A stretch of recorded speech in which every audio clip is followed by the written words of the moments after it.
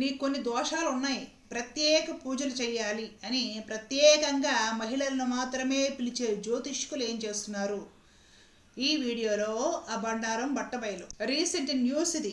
Nashik జ్యోతిష్కుడి arrest, form హౌస్లో రహస్య కెమెరాలు, అత్యాచారాలు, పెన్ డ్రైవ్లో 58 మంది మహిళల వీడియోలు, ఆధ్యాత్మికత ముసుగులో 35 ఏళ్ల మహిళపై పదే పదే అత్యాచారానికి పాల్పడిన అశోక్ ఖరాత్ 67 సంవత్సరాలు అనే ప్రముఖ జ్యోతిష్కుడిని అరెస్ట్ చేసినట్లు మహారాష్ట్రలోని నాసిక్ పోలీసులు తెలిపారు.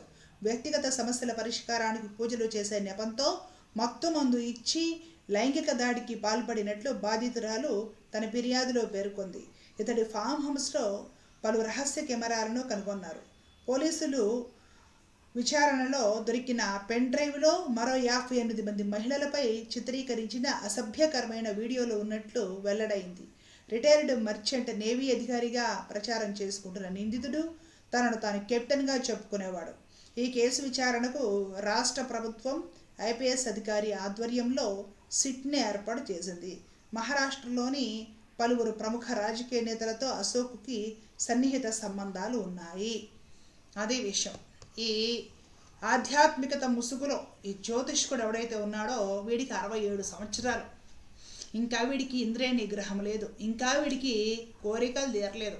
వీడు జ్యోతిష్యం చెప్తాననేసి ప్రత్యేకంగా మహిళలను పిలిచి, వీడికి బాగా పేరుంది కదా అనేసి నమ్మి వచ్చిన మహిళలకి తీర్థంలోనూ వాటిలోనూ మొత్తమందు కల్పించేసి వాళ్ళు కాస్త మైకం కలిగిన తర్వాత కూర్చోబెట్టి ఏదో ధ్యానం అంటాడు.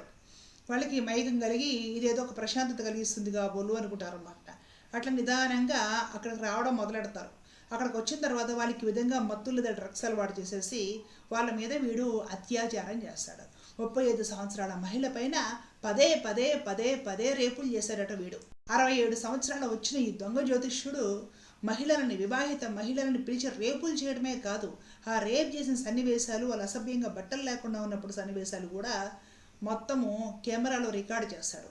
అట్లాగా 57 మంది మహిళలను వీడు అసభ్యంగా చిత్రీకరించి పెన్ డ్రైవ్లో పెట్టుకున్నాడు. ఆ తర్వాత ఏం చేశారంటే వాడి దగ్గర నుంచి డబ్బులు కావాలనేసి బెదిరిస్తాడు. లేదంటే ఆల్రెడీ ఉన్నాయి కాబట్టి నీకు సంబంధించిన ఫొటోస్, వీడియోస్ నీ భర్తకి, ఇంట్లో వాళ్ళకి చూపిస్తా, సోషల్ మీడియాలో పెడతా, నీ పరువు పోతుంది, నాకు రాజకీయ నాయకులు, ప్రముఖులు అండదండలు ఉన్నాయి, నువ్వు నన్ను ఏమీ చేయలేవు, కాబట్టి నువ్వు వచ్చి నేను పిలిచినప్పుడల్లా నా ఫామ్ హౌస్కి వచ్చి నా కోరిక తీర్చు అని వీడు వేధిస్తాడనమాట. 35 సంవత్సరాల ఆ మహిళను పదే పదే అత్యాచారాలు చేస్తే ఆవిడ భరించలేక పోలీస్ స్టేషన్కి వెళ్ళి కంప్లైంట్ ఇస్తే వివరాలు మొత్తం బయటకు వచ్చాయి. ధైర్యంగా నిజాలు మాట్లాడుకోవాలనుకుంటే హిందూ సాంప్రదాయంలో దొంగలు పడ్డారు. ఆ దొంగలు కూడా స్వార్థపూరితమైన హిందువులే.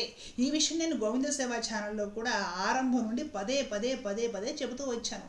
చివరికి ఏం మిగిలిందంటే సత్యభామ హిందూ ద్రోహి, దేశద్రోహి, హిందూ ముసుగులో ఉన్న ఒక కన్వర్టెడ్ ఇస్లామో క్రిస్టియన్నో ఈ విధమైన ఒక అవార్డు మిగిలింది నాకు. ఎందుకంటే హిందుత్వం ముసుగులో ఇలాంటి వ్యాపారాలు చేసిన దొంగ వధువులందరూ కూడా కట్టకట్టుకొని వచ్చి నన్ను కులం పేరుతో ట్రోల్ చేశారు, ఒక సాంప్రదాయం పేరుతో ట్రోల్ చేశారు. ఇలాంటి దొంగ జ్యోతిష్కులు, దొంగ బతుకులు, హిందుత్వం ముసుగులో దొంగలు, స్వార్థపరులు, రకరకాల పూజలని అవని ఇవని చెప్పి మహిళల్ని మోసం చేసే వాళ్ళు, వీళ్ళందరి బతుకులు నేను ఎండగడుతూ ఉండటం వలన వీళ్ళందరికీ పాపం ఇబ్బంది అయిపోయింది. జనంలో చైతన్యం వస్తుంది. నన్ను లేకుండా చేద్దామని చివరికి ప్లాన్ చేసి కొన్ని కులగజ్జి కుక్కల ముఠ బీభత్సంగా ఈ మధ్యకాలంలో నన్ను ట్రోల్ చేశారు, చేస్తూనే ఉన్నారు. ఈ నిష్ఠదరిద్రులు ఎంత ట్రోల్ చేస్తే అంత స్ట్రాంగ్ అవుతాను నేను. ఇప్పటికి కూడా నా ఆరాటం మహిళల గురించే. దయచేసి ఏదో మీకు సమస్యలు ఉన్నాయనో వాటికి పరిష్కారాలను ఈ జ్యోతిష్యులకి వాళ్ళకి వీళ్ళకి ఫోన్లు చేయకండి. ముఖ్యంగా వివాహిత మహిళలు భర్తకు తెలియకుండా అసలు చేయకండి. వాళ్ళకి ఫస్ట్ ప్రధానమైన విషయం ఏంటంటే భర్తకు తెలియకుండా ఒక మహిళ ఫోన్ చేసింది అంటే అక్కడే మహిళ ఇరుక్కుపోయింది అని అర్థం. ఇక భర్తగా చెప్పుకోలేదు, చెప్పుకుంటే భర్త గొడవ. కాబట్టి వీళ్ళు ఇరికించేసేసి వీళ్ళ ఆటలు వీళ్ళు ఆడొచ్చు. కాబట్టి భర్తకు తెలియకుండా మహిళలు ఇలాంటి విషయాలు నిర్ణయాలు తీసుకోవడం, ఎవరికి పడితే వాడికి జ్యోతిష్కుడో, స్వామీజీనో, బాబాజీనో, ఇంకొకడో అనేసి మాకేవో కోరికలు తీరుస్తాడు, మా సమస్యల పరిష్కారం అవుతాయని ఫోన్లు చేయకండి. ఇలాంటి పనులు మగవాళ్లే కాదు మహిళలు కూడా చేస్తున్నారు ఈ మధ్య. వాళ్ళేమీ తక్కువ కాదు. మన సమస్యలను మనమే పరిష్కారం చేసుకోవాలి.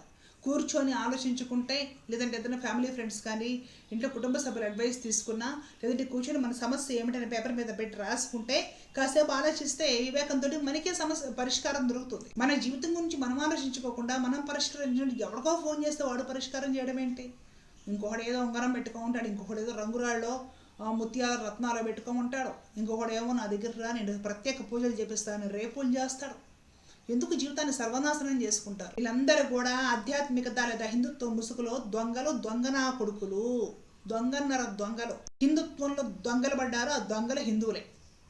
అర్థమవుతుంది కదా? ఇలాంటి స్వార్థపూరితమైన హిందువులే. కాబట్టి మహిళలు జాగ్రత్తగా ఉండండి, మోసపోవద్దు, ఎవ్వడికి ఫోన్ చేయకూడదు, ఎవ్వరికి అసలు ఫోన్లు చేయకూడదు. భగవంతుడు ఉన్నాడు, ఆయన నమ్మండి, భగవద్గీత చదువుకొని ధైర్యంగా ఉండండి.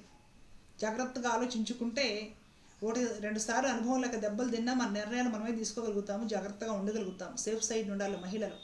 ఈ విధంగా రేపులు చేస్తున్నారు, దాన్ని కెమెరాలు చిత్రీకరిస్తున్నారు, తర్వాత బెదిరిస్తున్నారు, కాపురాలు పాడు చేసేస్తున్నారు, కొంపలు ముంచేస్తున్నారు, జీవితాలు సర్వనాశనం చేసేస్తున్నారు. ఆధ్యాత్మికత ముసుగులో ఇలా జ్యోతిష్యులమి, బాబాజీలమి, అది ఇది ప్రత్యేక పూజలు పరిహారాలు అని చెప్పుకుంటూ ఇలాంటి వాళ్ళని అస్సలు నమ్మొద్దు. మహిళలారా జాగ్రత్తగా ఉండండి. నైతిక విలువలతో కూడిన ఆరోగ్యవంతమైన దృఢమైన సమాజాన్ని మనమే నిర్మించుకోవాలి. జై హింద్.